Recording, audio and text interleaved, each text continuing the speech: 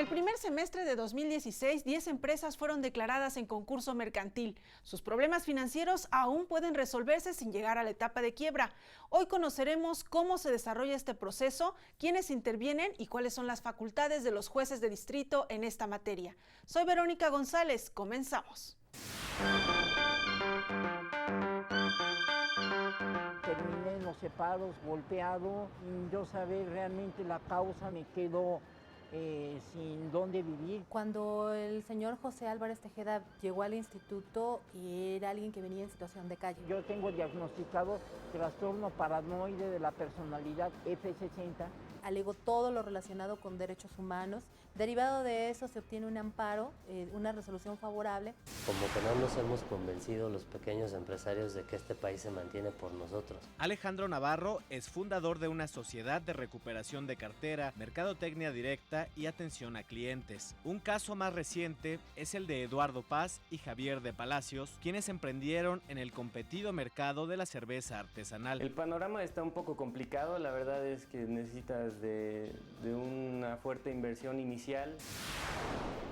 Bueno, actualmente hay tres formas de llegar a un concurso mercantil. Una demanda que interponga uno o más acreedores. La segunda es que tú mismo solicites irte al procedimiento de concurso mercantil, tu empresario. Y la tercera es, tu empresario buscas irte al concurso mercantil, pero traes un preacuerdo, un proyecto de acuerdo. Hoy iniciamos el programa con la historia de Juan Álvarez, un hombre que mientras estaba en prisión sufrió la muerte de su madre y al obtener su libertad fue despojado de su casa. Veamos.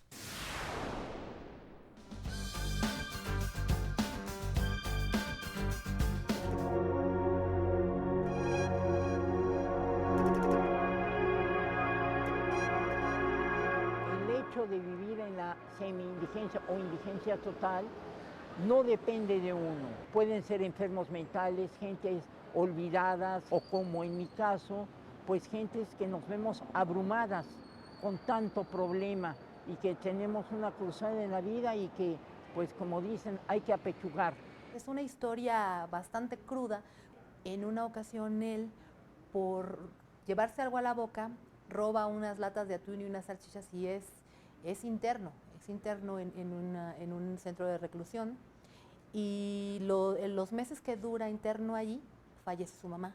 Terminé en los separos, golpeado, sin yo saber realmente la causa, no me permitieron volverla a ver. Desgraciadamente esto pues fue muy duro para mí, quedó sin dónde vivir. Cuando el señor José Álvarez Tejeda llegó al instituto, era alguien que venía en situación de calle. Cuando se presenta conmigo, lo hace solicitando una pensión por parte de su hermano. Esta pensión le había sido negada en un juicio ordinario, y cuando llega conmigo a la apelación no tenía absolutamente ni un solo agravio. A mí se me ocurre que existe la posibilidad de obtener una sentencia favorable derivado de alegar su situación médica y clínica.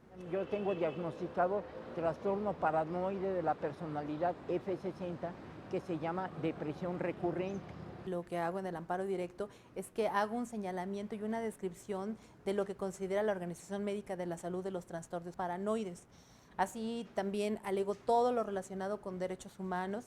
Derivado de eso se obtiene un amparo, una resolución favorable. Los efectos del amparo fueron para que Juan recibiera de parte de su hermano una pensión de 200 pesos. Sin embargo, esto no era suficiente para que Juan tuviera una vida digna, así que Yasmín Rosales, asesora jurídica con más de una década de experiencia, decidió emprender una segunda batalla legal. Se empiezan a hacer gestiones distintas para poder obtener la pensión por discapacidad derivada de la que ya tenía su madre. La discapacidad debe de ser determinada por un médico competente. Ese certificado que nos otorga el Fray San Bernardino, que es un hospital psiquiátrico, se hicieron innumerable cantidad de diligencias para que nos pudieran otorgar este certificado de discapacidad. Los trámites tardaron más de 2 años, pero Juan nunca perdió la esperanza. Yo siempre estuve tratando de sobrevivir, de que se me acabó el dinero. Fue rodar y rodar y rodar en el centro de Tlalpan, en muchas partes. Siempre trataba yo de entrar de la balosa y pagar un cuarto, pero hay veces que me tenía yo que salir luego viví en unos meses en el camión de esta persona, luego me iba a dormir a la fiscalía desconcentrada en Tlalpan.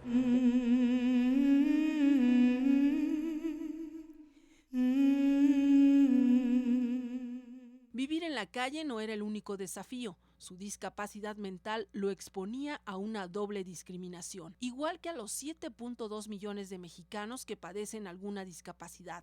La mayoría no tiene oportunidades de empleo. Las personas con discapacidad en este país son el grupo de personas a los que no se les reconoce derechos. Creo que han sido los olvidados de la protección de los derechos humanos en este país. A la gente, al poder político le ha interesado muy poco legislar en materia de derechos para que estas personas puedan hacer efectivos los derechos que tienen a nivel de la Constitución y del ámbito internacional.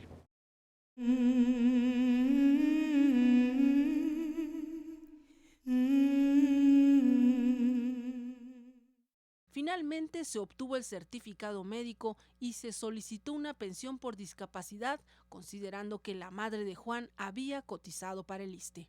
Derivado de la presentación de este escrito que no nos contestan, promovemos el amparo y este es concedido. Este es concedido para el efecto de que se le otorgue esta pensión por discapacidad y no solo eso, se le otorga un resarcimiento que es de más de 5 años de una cantidad importante que cambia la vida de José Álvarez Tejeda. Esa pensión me cambia a tener una estabilidad económica mejor, más tranquila.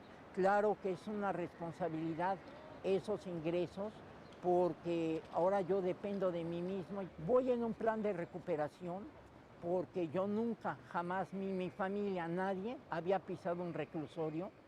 Esto quizás me lleve a mí a llegar a una casa de medio camino con atención psicológica y psiquiátrica, pues para tratar de restablecerme.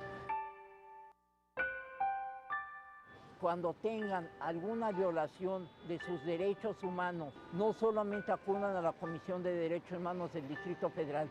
Sé que las puertas del Instituto Federal de Defensoría Pública están abiertas para todo y que Dios los bendiga. El Consejo de la Judicatura hoy, Verónica González. Bien, y en otros temas, en México existen registrados más de 5 millones de establecimientos comerciales. ¿Qué sucede cuando estas empresas tienen problemas financieros? Está con nosotros el magistrado Carlos Manuel Padilla Pérez Berti para hablar precisamente sobre el concurso mercantil. Bienvenido. Mucho gusto, Verónica. Magistrado, pues, ¿cómo llega una empresa a un concurso mercantil? Bueno, actualmente hay 3 formas de llegar a un concurso mercantil. La primera es mediante una demanda que interponga uno o más acreedores, el Ministerio Público, o que un juez haga del conocimiento al Ministerio Público para que inicie una demanda.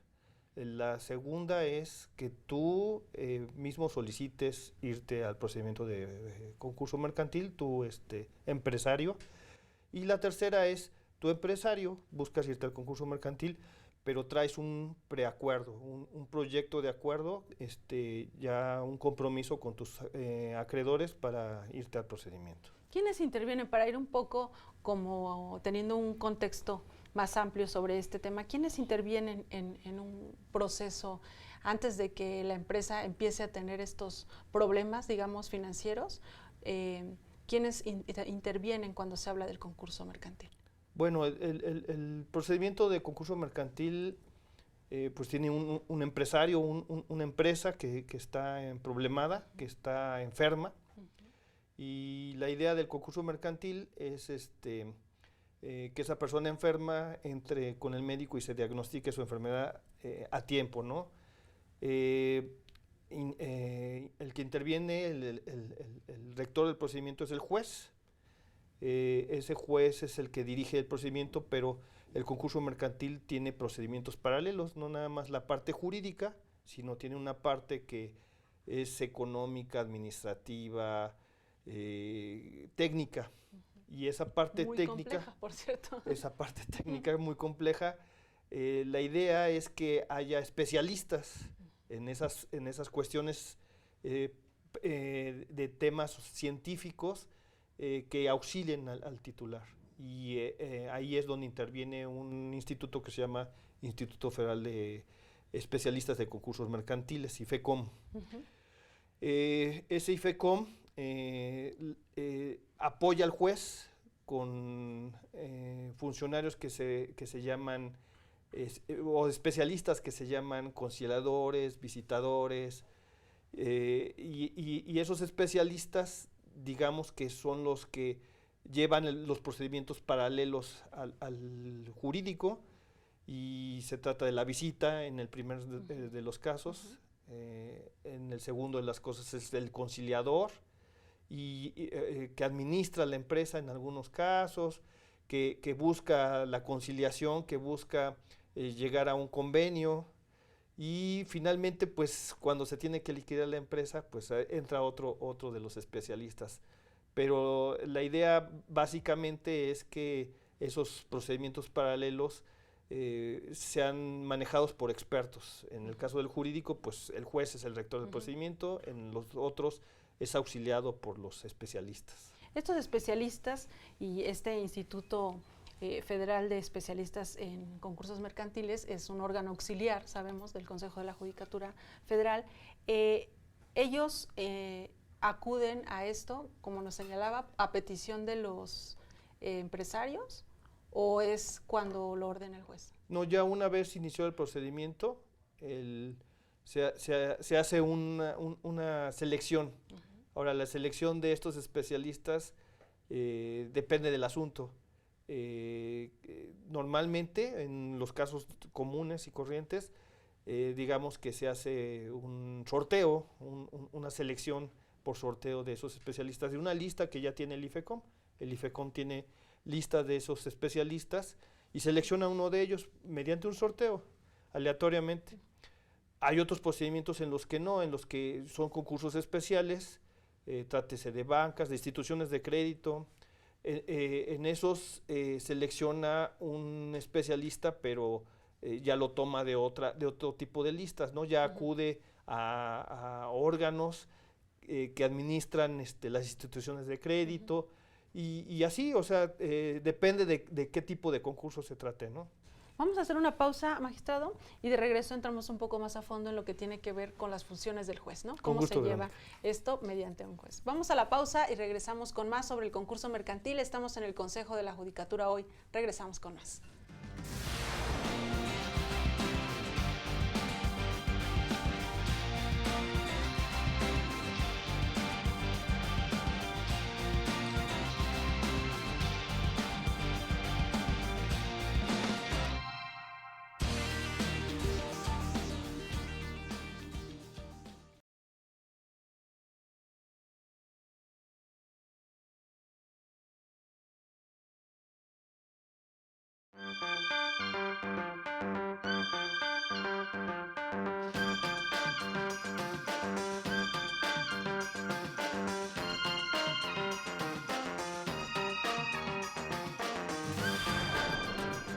Estamos de regreso, seguimos conversando sobre el concurso mercantil con el magistrado Carlos Manuel Padilla Pérez Berti, y antes de que retomemos nuestra entrevista quiero invitarlo a ver una pieza en la que recabamos testimonios de algunos pequeños y medianos empresarios.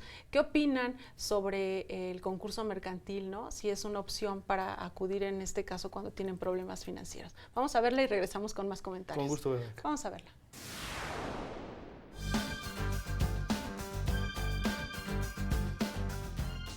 En México hay registradas más de 5 millones de unidades económicas. El 95% son microempresas. Las medianas, pequeñas y microempresas generan más del 72% de los empleos en el país. Como que no nos hemos convencido los pequeños empresarios de que este país se mantiene por nosotros. No son las grandes firmas las que mantienen este país. Alejandro Navarro es fundador de una sociedad de recuperación de cartera, mercadotecnia directa y atención a clientes. Aún cuando teníamos que pedir computadoras, pedir sillas, trabajar con la mesa de la sala, poco a poco nos fuimos haciendo de un nombre. Precisamente esa hambre te da creatividad y eso nos fue sacando adelante. Nos enfrentamos a varios problemas. Hace 8 años comenzaron los 4 socios fundadores. Ahora emplean a 50 personas. Yo creo que sigue siendo básicamente el trato artesanal. En el giro al que nos dedicamos suele haber empresas de 1000 o 2000 empleados. Algunos de ellos son mis amigos y eso pone en riesgo incluso la operación. De repente los proyectos se terminan en un clic, en un plumazo. Ya no te necesito, ya no necesito 1000 personas y entonces se queda la carga laboral. Un caso más reciente es el de Eduardo Paz y Javier de Palacios, quienes emprendieron en el competido mercado de la cerveza artesanal. El panorama está un poco complicado, la verdad es que necesitas de una fuerte inversión inicial simplemente para el papeleo. Dependiendo de la industria donde te hayas metido, va a ser la otra parte de la inversión. Creemos que esos 4 meses que tienes de dificultad en el papeleo y la inversión inicial sí hacen que muchos desistan de hacerlo como un negocio completamente formal. Nunca había abierto una empresa, entonces no sé si está fácil o está difícil. No nos pareció muy difícil, sí tuvimos unos obstáculos, pero nada del otro mundo. Nos pareció que sí fue relativamente fácil. Actualmente, los dos solos realizan todos los procesos de producción y distribución de su producto. Elaboramos cerveza artesanal, es en realidad un producto todavía casero y la distribuimos tenemos la capacidad de distribuirla por toda la República Mexicana. En 5 años nos vemos haciendo 1 o 2 hectolitros en un lugar unos 5 o 10 veces más grande que este. Ya con un equipo más profesional, pero intentando que el equipo profesional emule lo casero que estamos haciendo ahora y no simplemente comprar un equipo que no los haga todo, porque ya uno se vuelve la industria que está intentando cambiar. Aunque todos los emprendedores tienen la visión de crecer y continuar, corren el riesgo de caer en la insolvencia y quebrar. Tenemos índices de las empresas que nacen pero mueren muy rápido. Creo que es más del 80% de las empresas en ese caso. Estas pequeñas empresas dicen, le apuesto hasta esta cantidad y si no salgo adelante, la dejo a la deriva. Y el daño que se hace para trabajadores, para la economía de un país es muy fuerte. Entonces tenemos que ordenar a estas micro, pequeñas y medianas empresas. Desde hace 16 años existe una figura jurídica de protección para comerciantes que atraviesan una dificultad económica. Concurso mercantil es una estructura que ha creado la ley para servir de ayuda a las empresas que tienen dificultades de liquidez y que por estas mismas dificultades han dejado de pagarles a sus acreedores. Entonces lo que busca el concurso mercantil es ayudarles a que puedan encontrar un camino de cómo reestructurar su financiamiento, sus deudas, para poder seguir adelante. Y solo en un caso de que esto ya no sea posible, entonces salir ordenadamente mediante un procedimiento de quiebra. Esa fue una de las razones del surgimiento de la nueva Ley Federal de Concursos Mercantiles. Es un problema social, básicamente, es un problema económico, financiero, y que traía un proceso de un efecto dominó, digamos, en el cual una empresa arrastraba a las otras empresas.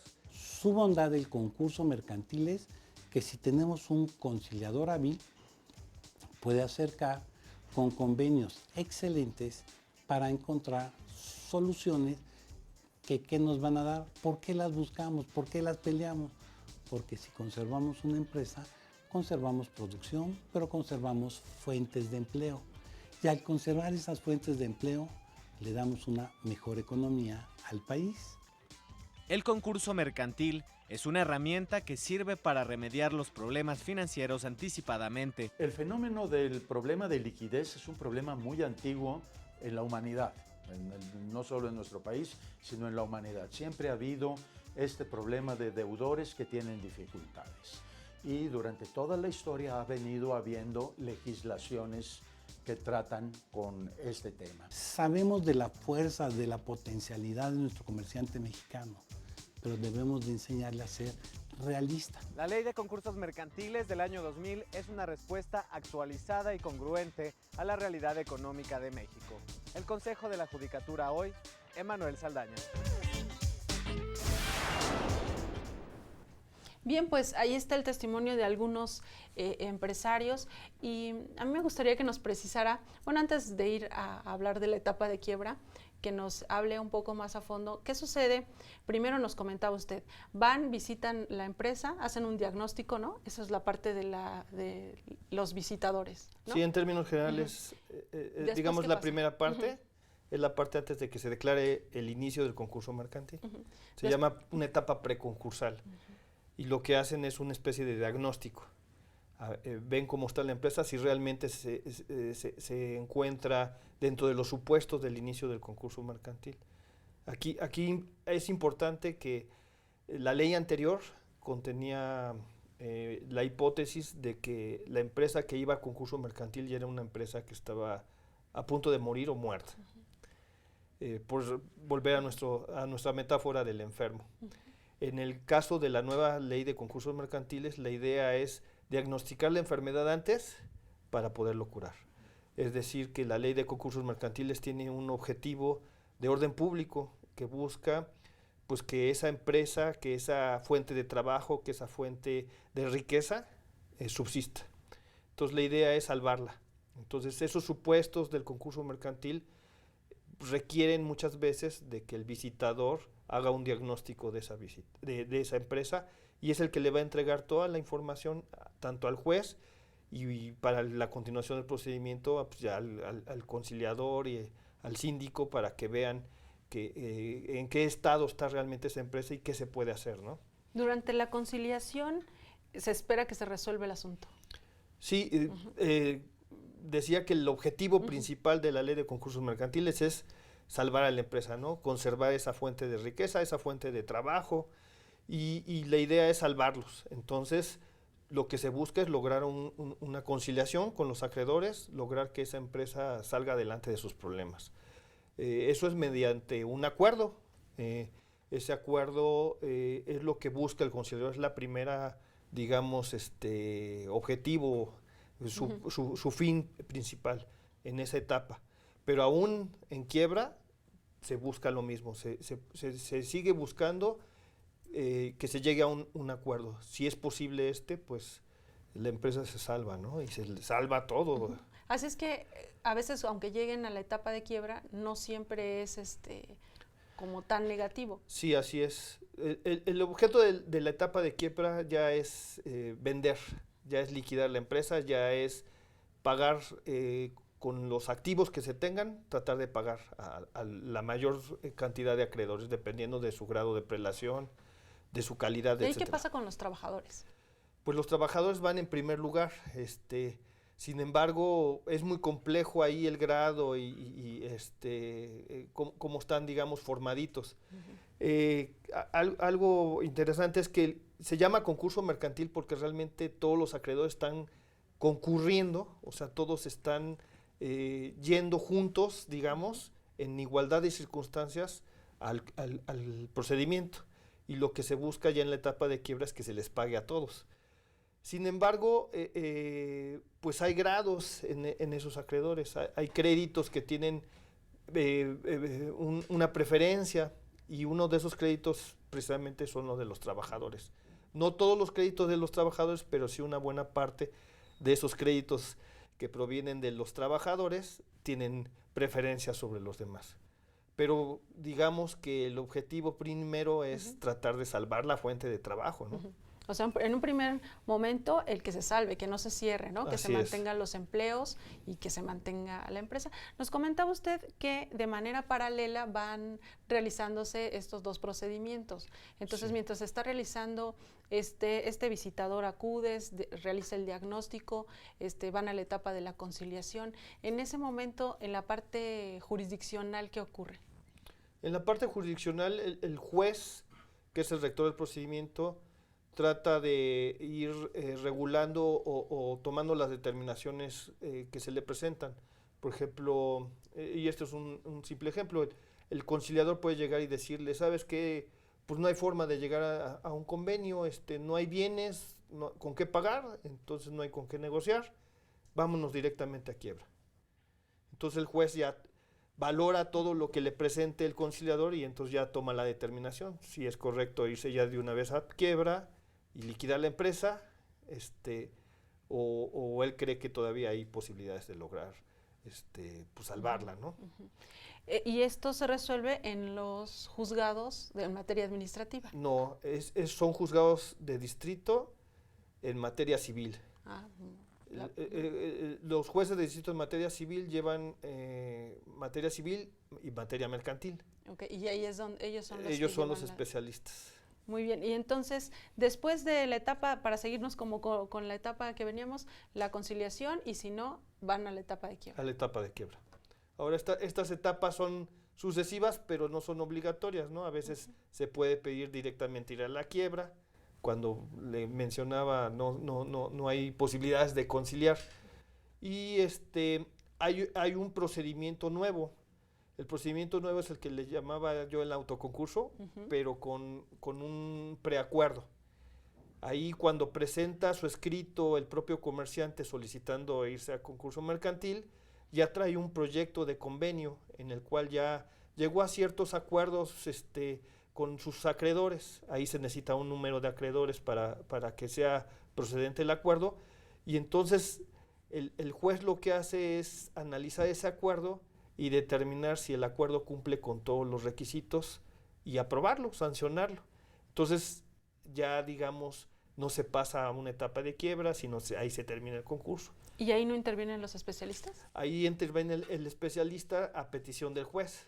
Depende de lo que necesite, ¿no?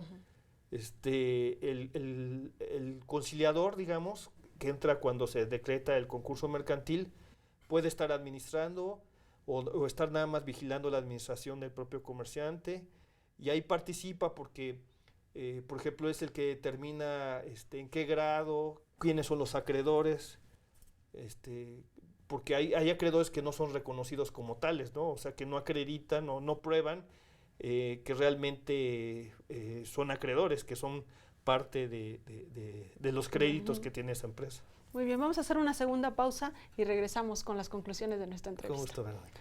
Vamos a hacer la pausa, regresamos en un momento.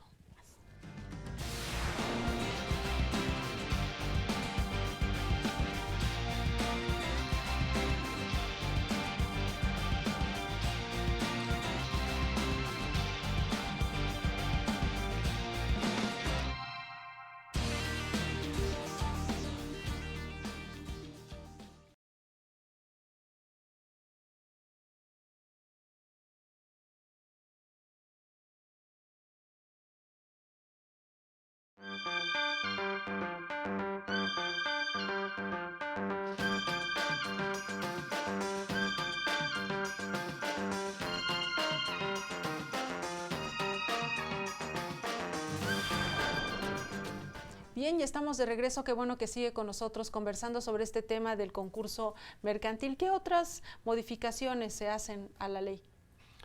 Bueno, las modificaciones más importantes es ese procedimiento nuevo o esa forma de iniciar el procedimiento, lo que ha traído pues un mayor cúmulo de procedimientos de concurso mercantil, con el plus de que la empresa ya trae un preacuerdo, ¿no? Ya busca, digamos, irse al concurso mercantil porque tiene más facilidad de lograr la aprobación de su convenio.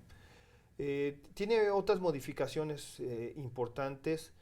Hay algunas determinaciones, por ejemplo, para efectos del juicio de amparo o para efectos de la suspensión tratándose de concursos mercantiles.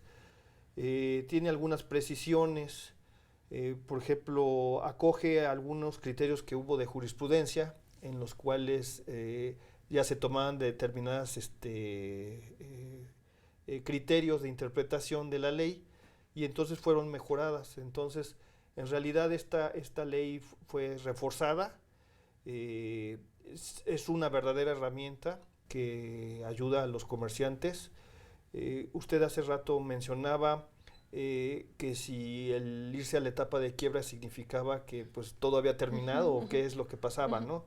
Y básicamente no, o sea, básicamente este es un instrumento del cual puede valerse un comerciante con el objeto de lograr una conciliación con sus acreedores. Saldar su deuda. Saldar su deuda, buscar solución a sus problemas. Y la idea del concurso es hacerlo antes de que la enfermedad sea terminal. Es un diagnóstico antes. Uno de los requisitos o de las hipótesis de inicio del procedimiento precisamente es la falta de liquidez. O sea, antes era estar en estado de insolvencia, ya no tener para pagar. Cuando se declaraba... En la antigüedad. Ahora no, ahora el estar en un estado de liquidez, es decir, no tener efectivo, no tener algo constante y sonante para pagar, ya significa que estás metiéndote en problemas. Entonces ya suenan las alarmas y se puede iniciar un procedimiento de concurso mercantil. La ventaja es que tienes a alguien, un especialista, que es el conciliador, que es el que te va a ayudar a lograr un convenio. ¿Cuáles son los retos para los jueces? El reto es, pues, la importancia que tiene la materia. La materia es muy importante porque lo que se busca es que esa fuente de riqueza, esa fuente de empleos subsista. Entonces el juez, aunque no es especialista en todas las materias y como dije, se llevan unos procedimientos paralelos y tiene la ayuda de especialistas en esas materias, en realidad el juzgador debe tratar y lograr que todo embone, como un rompecabezas, lo va acomodando. Va dirigiendo las cosas de forma tal que se logre el objetivo, ¿no? Aquí acuden, como decía, todos los acreedores al concurso, y los acreedores pueden ser pues muchísimos, ¿no? Yo conocí un concurso que acudieron 144,000 acreedores. Entonces, imagínense pues los retos que tuvo ahí. Era una empresa muy grande. Era una juez, mujer. Y pues fue terrible, ¿no? Ese procedimiento, porque pues acudían, tenían dudas, hay la incertidumbre, ¿me pagarán, no me pagarán? ¿Cuánto me pagarán? Muchas cosas. Y la idea es pues tratar de llevar a buen puerto a esa empresa, ¿no? Magistrado, tenemos en el programa una sección en la que salimos a la calle, le preguntamos a la gente sobre el tema que estamos hablando, ¿qué opina? En este caso salimos a preguntarles sobre las opciones que la gente conoce, ¿no? Para que cuando un empresario tiene problemas financieros, ¿qué puede hacer? Vamos a ver lo que opina la gente y regresamos con las conclusiones de la entrevista. Vamos a ver.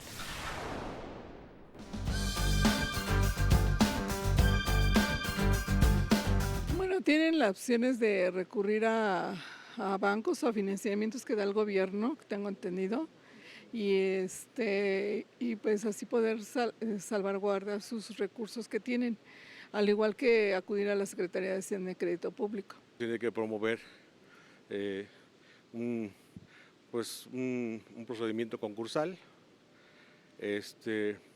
aunque bueno, tiene facultad de hacerlo, pero en todo caso siempre son los acreedores los que van a promover ese procedimiento concursal.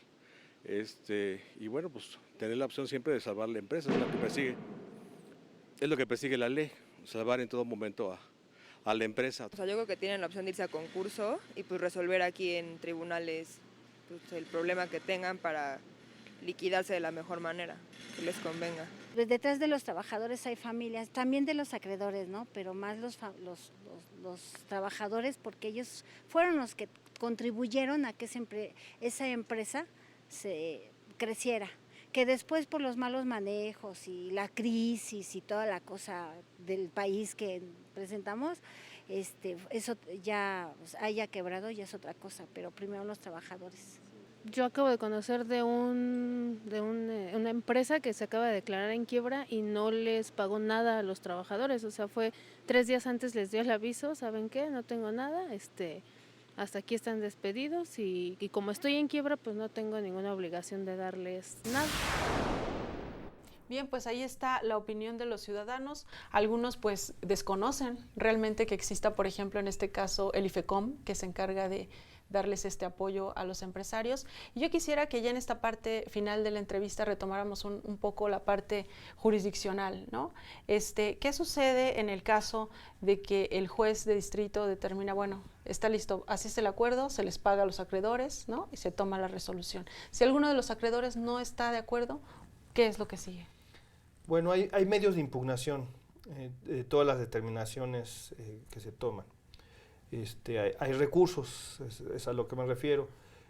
Por ejemplo, en contra del convenio, los acreedores que no son incluidos también se pueden ir a un recurso, pueden ir a acudir al amparo. Los que sí son reconocidos y no están de acuerdo, por ejemplo, en un grado, en la prelación o en el grado que se les coloca, pueden irse a la apelación. Hay muchos medios de defensa. Mencionaba que es el juez de distrito, en el caso de la Ciudad de México, el especializado en materia civil, o el juez de distrito mixto, ¿no? En donde no hay especializados. Pero también entraría ahí el tribunal de apelación y en su caso pues los juzgados de distrito o los tribunales colegiados, ¿no? Dependiendo de qué tipo de resolución se esté combatiendo.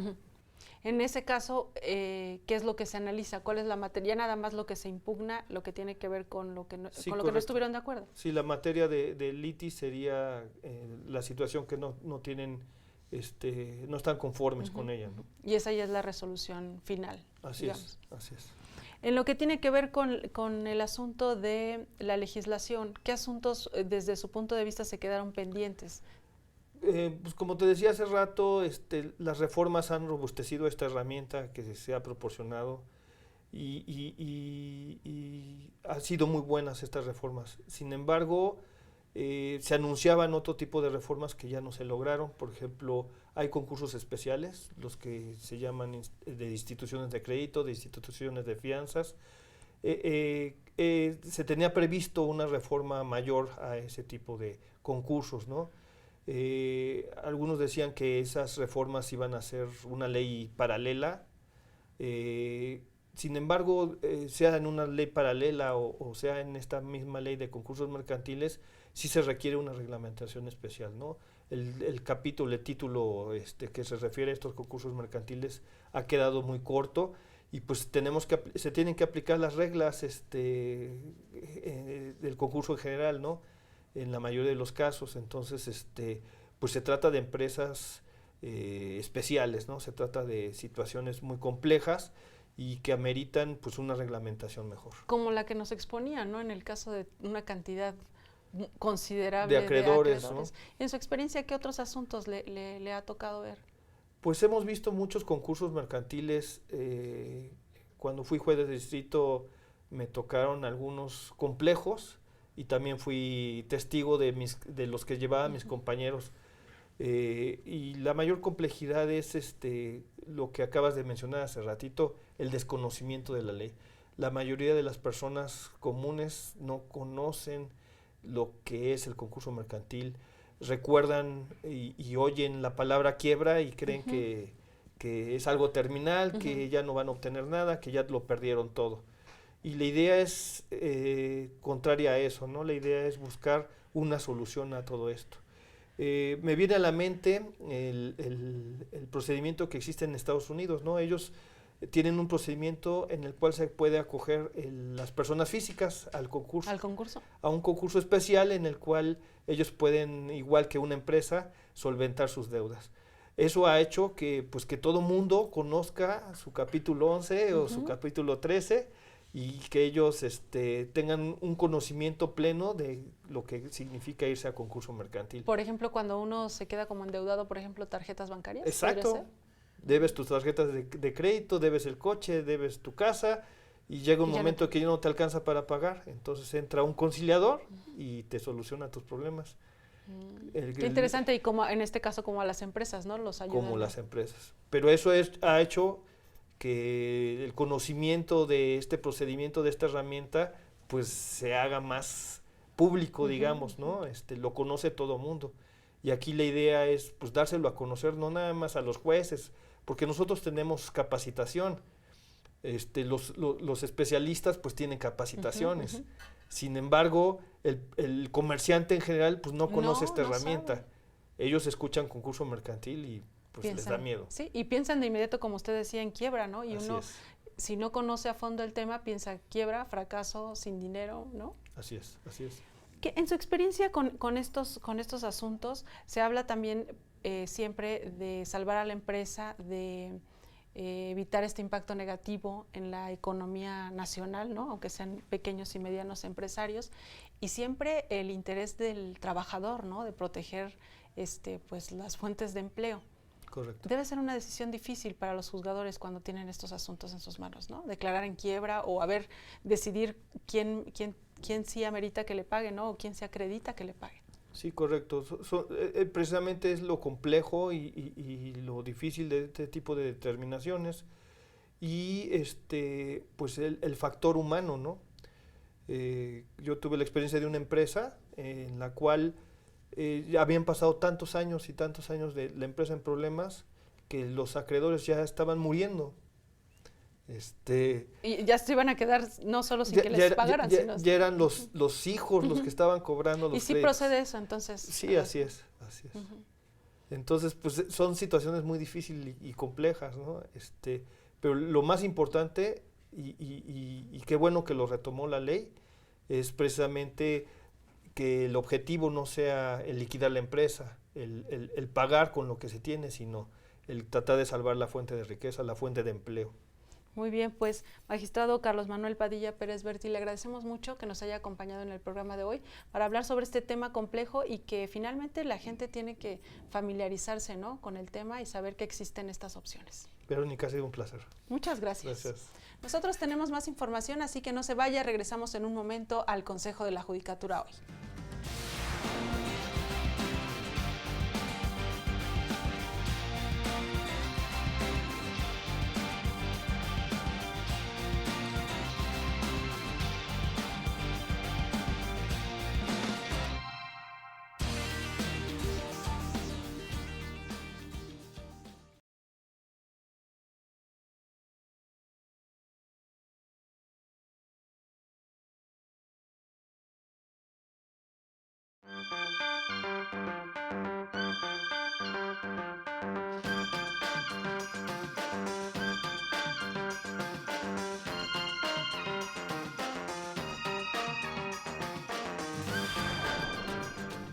Es momento de ver la actividad jurisdiccional a través de los números.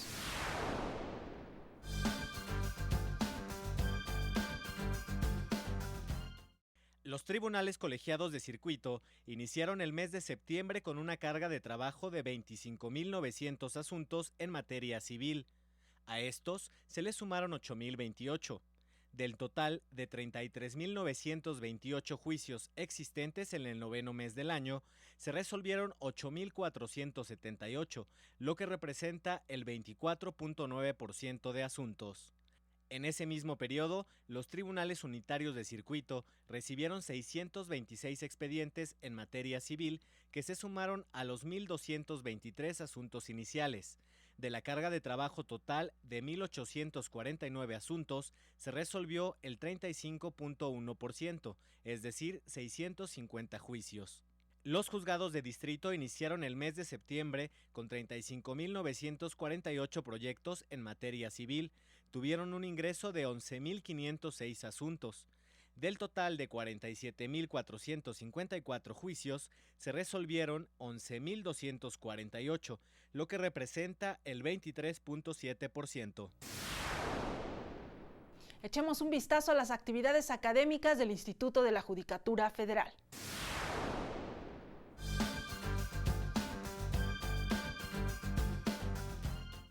Desde hace más de 100 años, en el sistema jurídico mexicano existe la figura de reparación del daño. Si bien en materia penal implicaba solo una pena impuesta al Estado, hoy es un derecho humano a favor de la víctima. El daño que se produce a la víctima, al grupo familiar, a la sociedad, muchas veces es mucho más profundo. Entonces, a partir de eso, surgió el concepto de reparación integral. La reparación integral del daño debe considerarse porque para una víctima de violación u homicidio, una indemnización no es suficiente. Esto aseguró el secretario ejecutivo de la Corte Interamericana de Derechos Humanos, Pablo Saavedra Alessandri, ante integrantes del Poder Judicial de la Federación. Es decir, tratar de reparar íntegramente el daño en todas sus dimensiones, individual, social, a veces familiar, y algo que voy a exponer después, también como garantía de no repetición, cómo evitar que estos daños o estos hechos generadores del daño de la violación no vuelvan a ocurrir en el futuro. En el ámbito internacional, la Corte Interamericana de Derechos Humanos ha establecido 6 facetas para lograr una reparación integral del daño: indemnización, restitución, rehabilitación, satisfacción, obligación de investigar y garantías de no repetición. Cuando se produce una violación, hay un sufrimiento en muchas de las víctimas. Y la Corte tomó la decisión en su momento diciendo, miren, la indemnización no es suficiente, sino también es necesario dar una rehabilitación. Y especialmente en los casos de graves violaciones de derechos humanos, es necesario dar una atención de salud o psicológica o psiquiátrica cuando corresponde y que la provea el Estado. Saavedra Alessandri ofreció en la Escuela Judicial la conferencia La reparación integral en la jurisprudencia de la Corte Interamericana de Derechos Humanos. Hizo un llamado a reparar el daño de las víctimas en los propios estados para evitar acudir al ámbito internacional. La primera solución está en los estados, no en el sistema interamericano, en este caso de derechos humanos. Es decir, por eso, para acudir al sistema internacional se pide lo que es el agotamiento de los recursos internos. Por eso se dice que somos órganos complementarios o subsidiarios a las jurisdicciones nacionales. El Consejo de la Judicatura hoy, Óscar Valleza. Es todo por el momento, lo esperamos la próxima semana con más sentencias y actividades de la Judicatura Federal. A nombre del equipo de producción le agradezco su atención, soy Verónica González, quédese en la señal del Canal Judicial.